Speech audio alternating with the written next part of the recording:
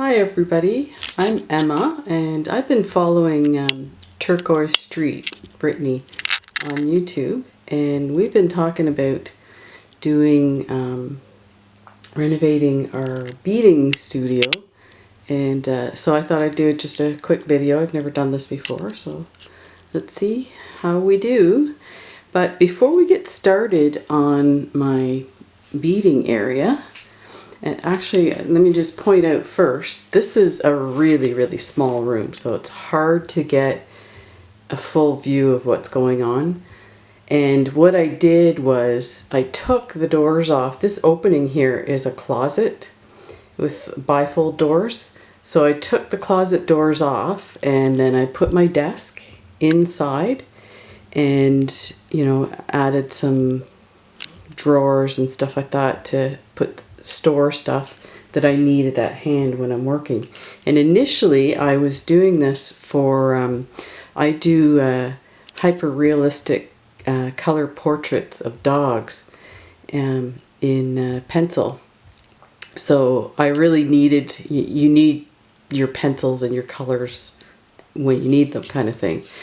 Anyway, but when the isolation started, I started moving things around a bit to incorporate the beading area and take a bit of a break from the dog portraits. And I also was moving into painting dog portraits, as you can see. Let me give you a close-up look here. So here's a few portraits I'm working on. Yeah. And here is some of my beading stuff that's, I don't know if this is in focus or not. It doesn't look like it to me. Let me see if I can get the focus.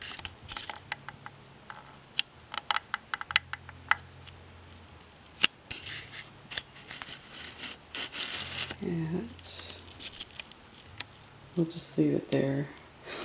Anyway, yeah, so this is really disorganized. Right now, it kind of works. I have stuff where I need it. Again, let's come back to this. Let me just give you kind of a 360 view of what's going on in my office. So along here is paint storage for all the painting, and some other stuff like pen and ink. What else do I have in there? Just containers to mix paint in. These are some portraits that I'm working on. There's a portrait of my wife, and then the portrait in the background of Santa Claus is with my sister and I when we were, I think, 3 and 4 years old. And yeah, so I gotta start working on some of these. And this is actually my first painting that I did in acrylic, and I had some old dollar store paints and went ahead and did what I could with those, which actually it turned out pretty good. And what I did was I varnished it after, and it was incredible because they were really chalky when I initially did it, and then putting the varnish on top, which was really easy, it ended up working really well. Here's some other paintings that I'm working on, haven't finished. And there's the window, and here is another area with all my brushes and some pencils, erasers. And in this drawer, all these plastic containers I got at Value Village for under $10. So if you're looking for stuff, like some of them don't have the wheels on it, or one of the drawers doesn't close properly, but they work fine for, you know, this way I'm not worried about getting paint on it, whatever. But anyway, this drawer here has all my, the bottom drawer has my watercolors. Actually, the middle drawer, and then the bottom drawer has this special paper that I use for my dog portraits with the color pencil. It's a pastel matte. And the top drawer is all my tracings for my paintings. So you can see here on the wall, this is a, if you can see that, a tracing of a swimmer. And this is it here, which the swimmer is my wife. And again, this one's another painting that I have to get finished. But I tend to get started and then I get stuck on something, whether it's a color that I'm not sure of, or like for this one here, the water ripples. I kind of got stuck, and you know, I find that if I just press on, it's usually fine, but I do stress about how I'm gonna, you know, do it. But it's all a learning process, lots of fun. And here's some of my old canvases that, you know, not worthy of putting up on the wall, but it could be reused. And this is the painting I'm working on right now. And this is my easel. So I used a small tabletop easel for the longest time, and then my wife bought me this humongous easel for Christmas 2 years ago, and it's amazing. It actually flips so you can work on it flat. It holds massive canvases. And over here behind the door, this bookshelf is awesome because it fits exactly behind the door, so if I have the door open, you never know it's there. And in this one I have these round canvases that's on top. I have different sizes, and I also have some wooden panels. They're amazing for painting on. And the bottom shelf is all my sketchbooks, stuff like that. And inside I have some other art supplies, pencils, whatnot. And again, back to the beading. So here's the beading. So this all started, I had mentioned to Brittany that I was going to send her some goodies that I had, because as you can see, I have lots of it. So I like to share. So I thought I'd do up a package for her for all the wonderful videos she's been putting out during the isolation. It's really helped to, you know, to hear a calm voice and just showing her beads, and very nice.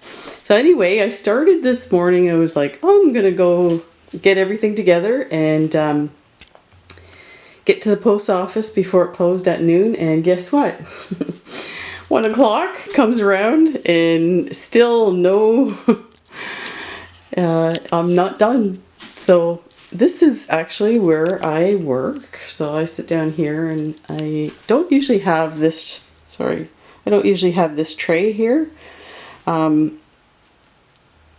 I don't like to work on I make leather wrap bracelets. So to work on them, let me see, show you one here that's almost done.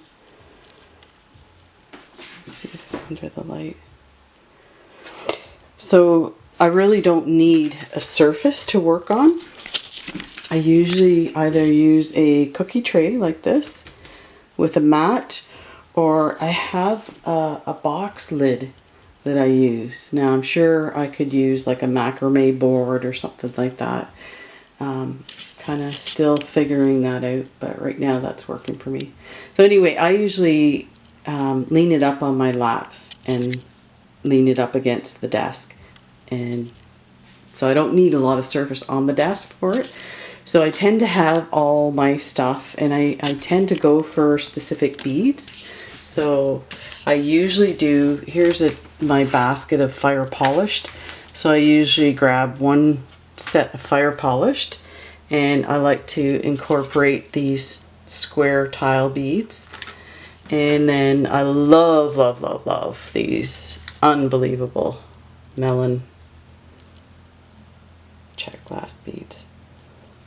So I usually those are the three that I tend to incorporate, and I start with a triple wrap. Now if I'll do over here some seed beads, and I'll put seed beads as well. So then now you're up to 4 wraps. And then I've gone up to 5 wraps, but I find it, if your beads are big, that the bracelet ends up going quite far up your arm. And it starts to get a little expensive, and I don't want to sell bracelets for over $100. So, you know, I like people to enjoy them. Let me see if I can get more light in here. So the light's a good jumping off point.